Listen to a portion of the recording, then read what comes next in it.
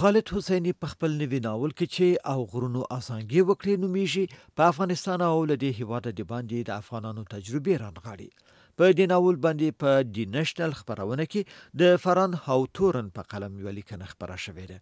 هاوتورن باور لري چې د خالد حسیني او غرونو اسانګي وکړي ناول د تر کایټ رانر یا کاغذ بات شده. کایټ رانر خالد حسیني ته نړیوال شهرت ور په برخه کړ.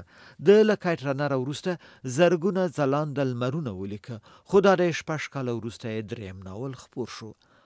او غرونو ازانګي وکړي ناول کې هم ښاغلي حسیني د کیسه لیکنې له همغسې ماهرانه شیوې څخه کار اخیستی چې په مخکینیو دوه ناولونو کې اخیستی وو.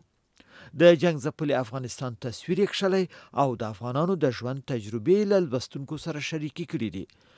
په دې یو کې هم د لومړي ناول په شان تمرکز پر خیانت شوی دی، خو په دې کې لیکوال چې تجربه یې زیاته شوې ده په لا اطمینان لا پیچلیو مسایلو ته ځیر شوی دی.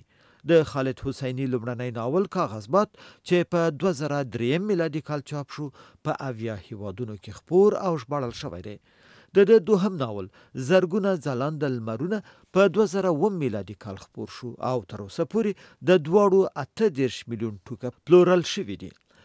ښاغلی حسیني په 1965 میلادي کال په کابل ښار کې زیږېدلی او لوړې زده کړې په طب کې په امریکا کې کړي دي.